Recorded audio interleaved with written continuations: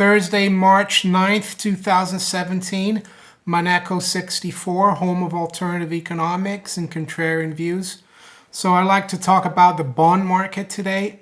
I have spoken in the past quite a bit about the bond market, especially last year when we saw yields hit an all-time low in July and then really, zoom up in the last few months since the end of last year. Bond markets have stabilized. One thing I like to say, I started out working for people who were, private bank in Switzerland, and a lot of our investments were in bonds. We did stocks as well, and commodities and currencies, but my bosses, they were bond guys. So I was always trained, the core of our business was investing in bonds. And I remember, I started out back in 1989.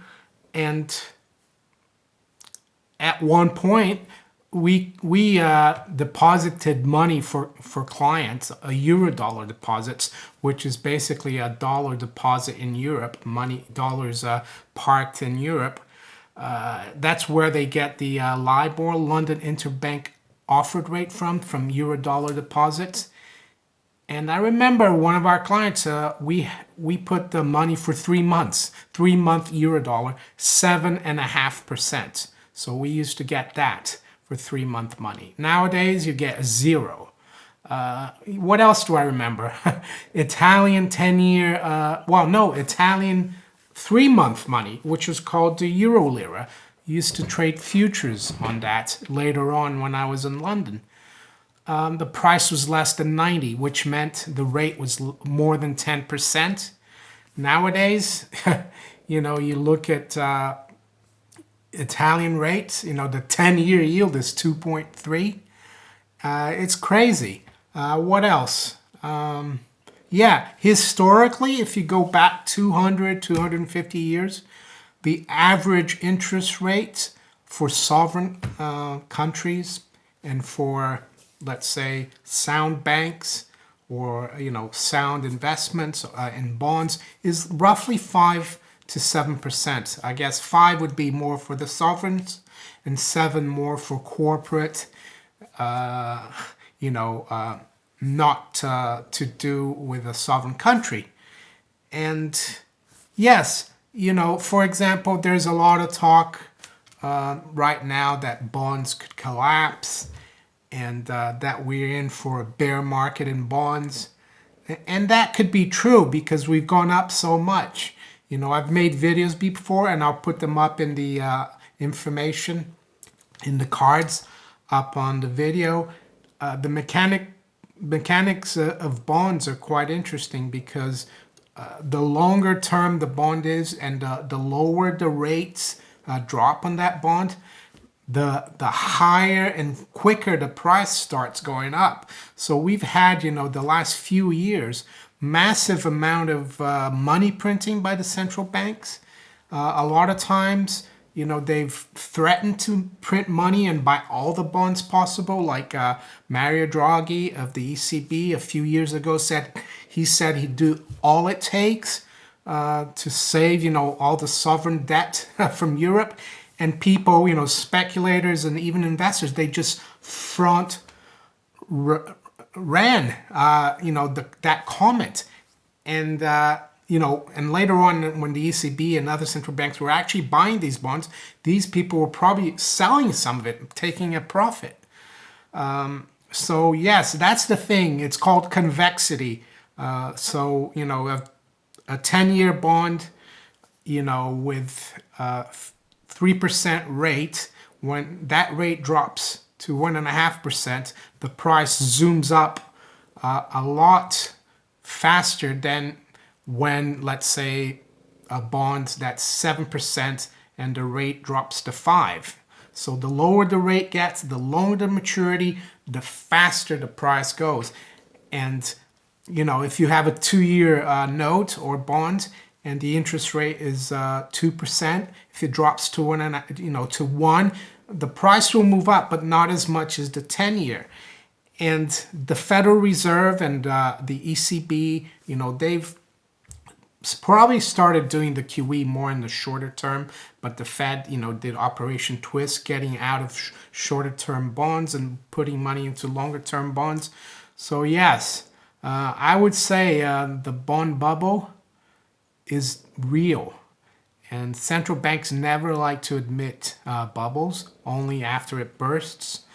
But I think the bond bubble is I think is the biggest, sovereign bond bubble is the biggest bubble ever in the history of, modern finance, going back to, let's say, the tulip bubble in Holland in the 1600s, the South Sea bubble in England in the 1700s and early 1700s, the Mississippi bubble in France, the assignat bubble in France as well after the French Revolution, the railroad bubble in the US, railroad stocks, the 1920s, roaring 20s stock market bubble, the dot-com, bubble of the 1990s, early, mid 1990s, late 1990s, the housing bubble from '03 to like '07. I think this sovereign bond market bubble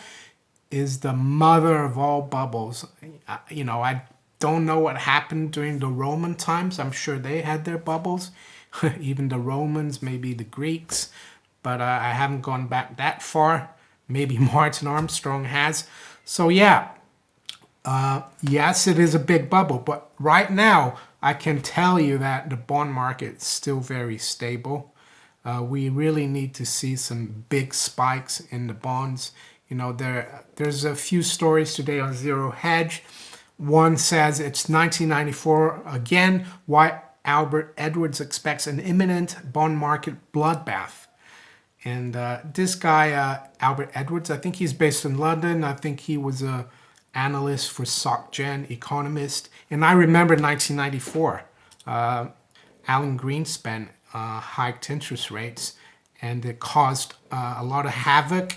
And I remember there was a bond bloodbath, and then he had to stop, the rate hikes. But that led to the Mexico tequila crisis, bloodbath, bond market bloodbath. And I've never been busier as a futures broker as then. I was doing Italian business, Italian clients from London, institutionals, banks, fund managers, and I worked with another Italian guy, and we were like sometimes on 3 phones each other. It was so busy.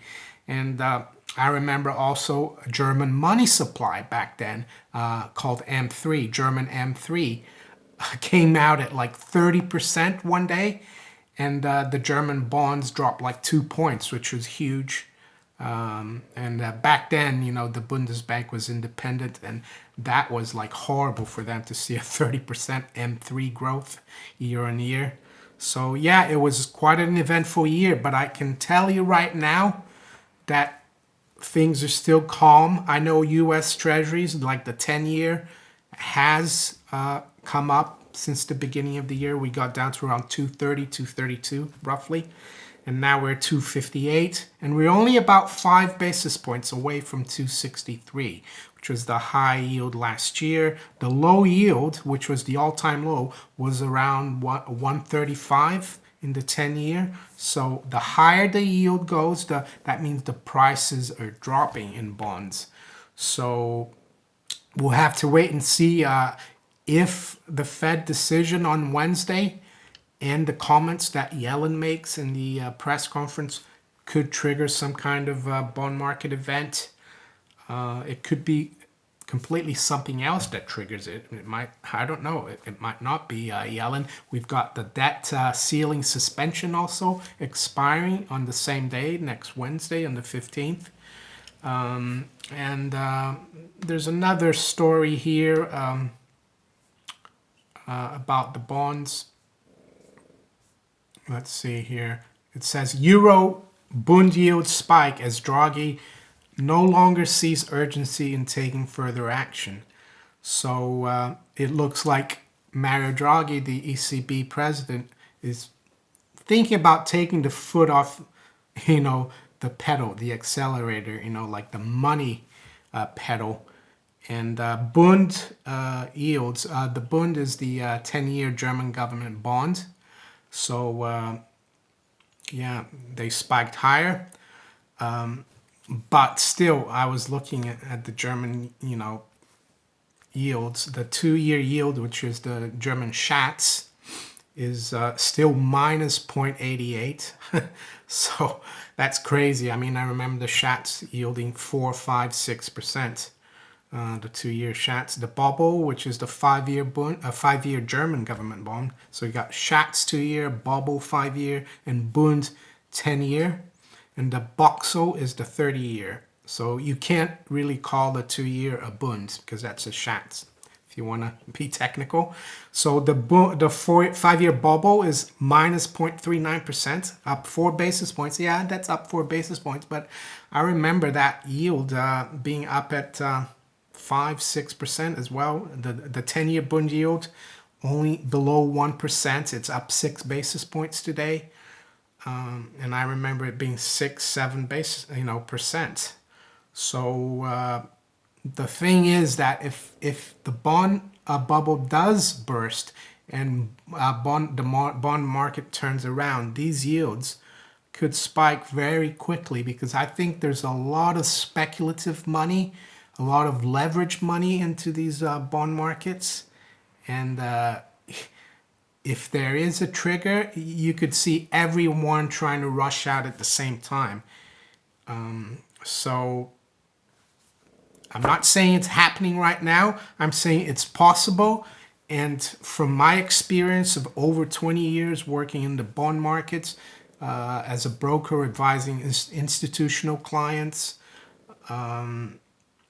it looks like the bond market's still very stable right now, albeit it's at levels that I probably 10, 15 years ago couldn't have imagined, a negative yield on the Schatz, and zero in negative yield on the 5-year Bubble in Germany.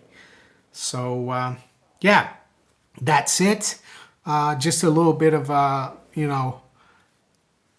lesson in the bond market, because it's a market that's not, it's a very specialized market. It's not a market the public looks into, but it's the most important market because it determines the price of money. So if you enjoyed this video, give me a thumbs up, share it far and wide. If you haven't subscribed to my channel yet, please do.